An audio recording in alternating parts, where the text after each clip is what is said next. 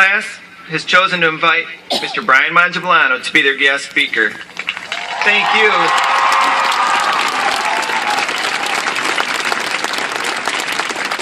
Thank you, Mr. Mangiavellano, for making a difference.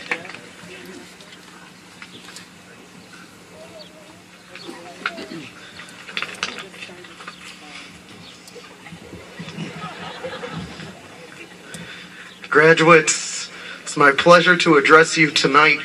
When I was told the graduation committee had nominated me, I was extremely honored, and I'm being serious about that. This is an opportunity that I come to very seriously. Even though I joked with most of my seniors this week, I was going to name this speech Regret and Remorse and be a giant downer on your graduation night. I won't do that. Instead, I opted to lighten it up a little bit, and I promise I won't be too dreary. It is ironic that I was elected to speak tonight. Ironic because 14 years ago, when I graduated from high school, I applied to give the speech, and I was thoroughly rejected.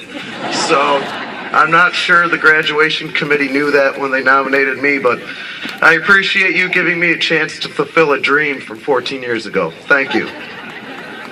Now, I don't blame my high school principal that rejected my speech 14 years ago. That speech would have been totally different than the speech I'm giving today. Firstly, my 18-year-old self would not nearly have given such an eloquent speech as all the students we've heard today. So it's been a pleasure to teach a lot of you guys for 4 years. Good for you.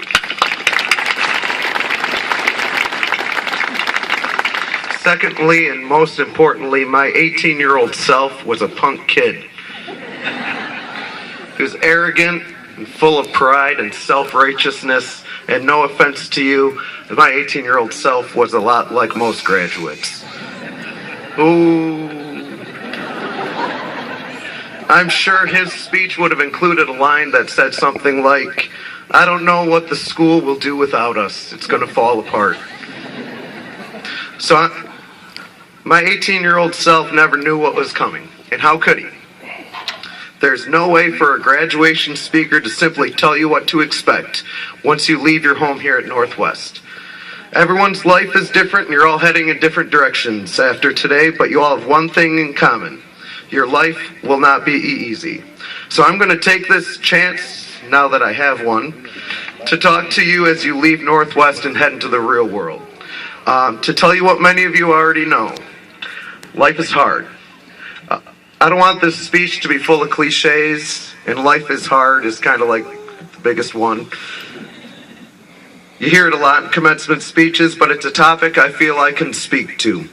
And it's a discussion I wish someone had had with me when I was your age. And I'm not speaking about breakups or gossip or being sent home for dress code violations. I speak of events and circumstances that change your life and that alter your future. They happen to all people. Ask your parents, ask your former teachers. Right now, most of them are thinking back to theirs. I'm thinking of many of mine. I've come to learn in the past 14 years that those experiences define us and show us what we are made of. Some background, I guess. I was fortunate. Through high school and college, I never faced a lot of adversity. But once I graduated college, it hit me hard, and it hit me pretty often. While in high school and college, I worked at a movie theater. It was a great gig, free popcorn, free movies.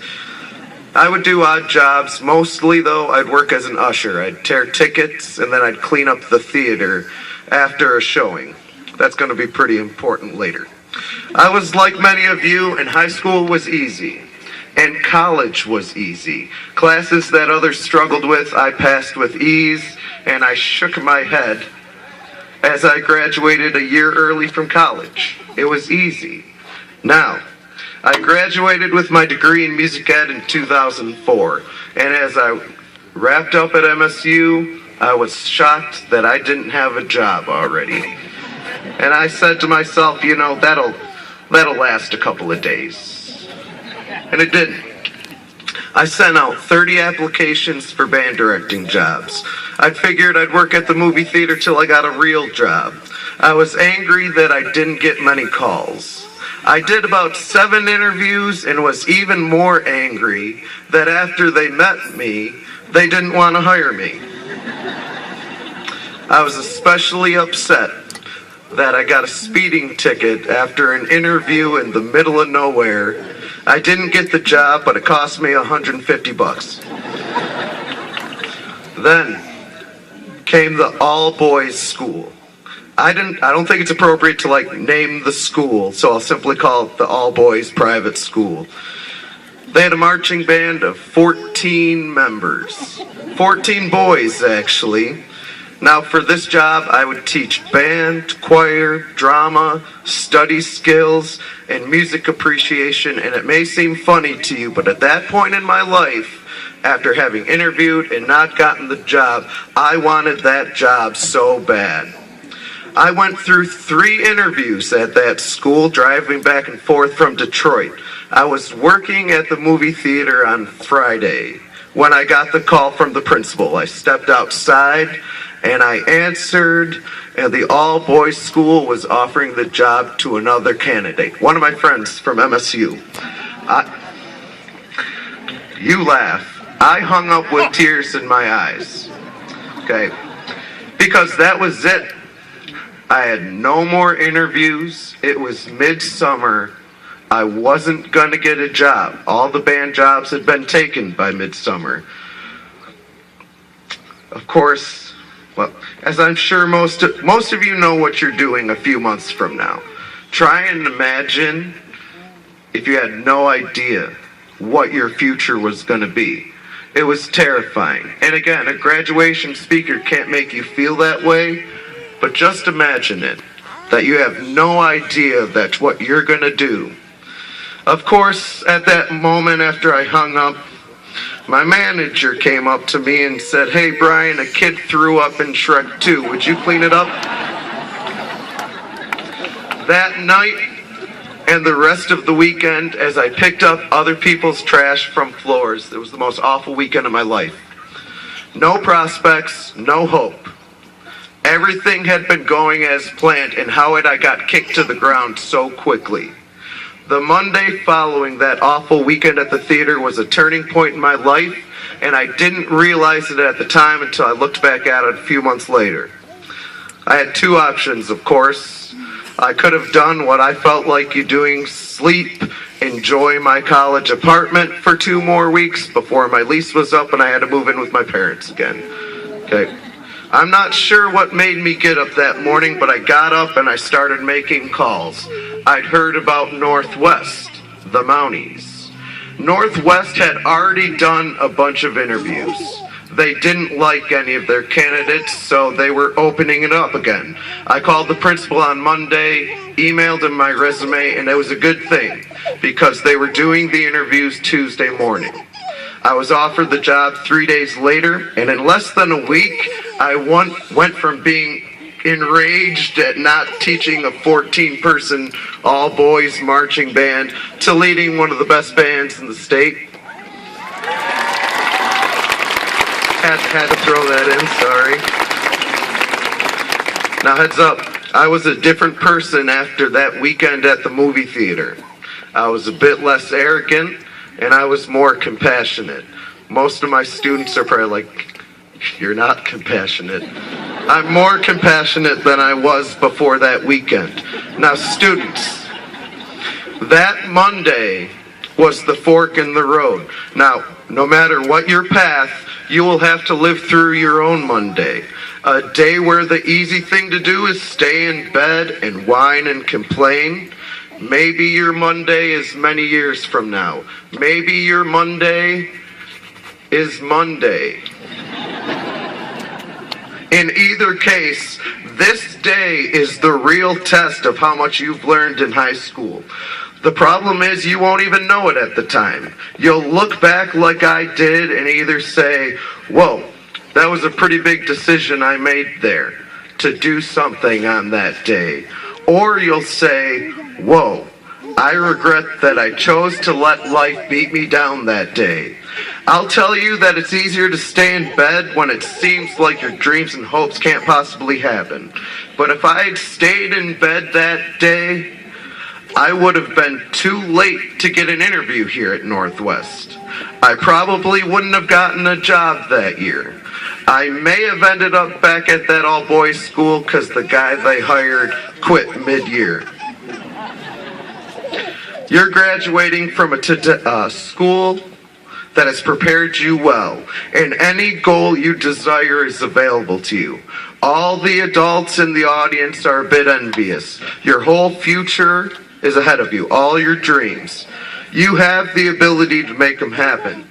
Every person goes through life's struggles. It's not just going to be you.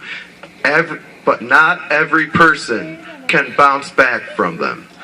I'll leave you with just a few pieces of advice I've picked up through the years. First, Tom Izzo came to speak to the Spartan Marching Band while I was a member, and one thing I remember clearly. He said, if you want to be excellent, you have to surround yourself with excellent people. The band students that graduate today know that life has knocked me down many times in the past 4 years, to the point where my experience at the theater was nothing. I know that I would have given up if it hadn't been for my wife Rachel. Her drive to bounce back really inspired me. So every so often, take a look at who you've surrounded yourself with. Your friends, your boyfriend, your girlfriends, your roommates. Are they smart? Are they ambitious? Are they lazy? Are they indifferent? Greatness inspires greatness. Mediocrity inspires mediocrity. Second, you're now out of high school. Yay! Now, you have to make things happen for yourself. Here's a cliche for you. It never rains roses. If you want roses, you have to plant them. There's a cliche. Lastly, I'll share a movie scene with you that I think about every time I feel overwhelmed with life. Apollo 13 is a film about a disastrous mission to space. It's a true story. Early in the flight, Apollo 13 gets damaged, and then hundreds of NASA employees work to get them home. There's a scene where the NASA director says to a reporter, "This will be the worst disaster NASA has ever faced." But then another employee says, "Pardon me, but I believe this is going to be our finest hour." Men and women of the class of 2013, I hope that your finest hour has not arrived yet. Today is a great day, and you should be proud, and you should celebrate your accomplishments. Celebrate responsibly, make good choices. But one day, life's gonna give you a setback, and it's how you handle yourself on that day. On that Monday, after you've cleaned up trash for a whole weekend, that determines if today, this day, is this your finest hour? Or is your finest hour going to be when you've accomplished your goals despite overwhelming circumstances that would devastate lesser men and women? Your finest hour will be when you look back at your life struggles and say, I could have settled to be average, but I didn't let life beat me. Graduates, when your finest hour does arrive, come back and share it with us. I speak for the staff in Northwest when I say how incredibly proud we are of you. Now to close, I think the first line of our fight song is appropriate to send you out into the world. Go Mounties, on to fame. Thank you.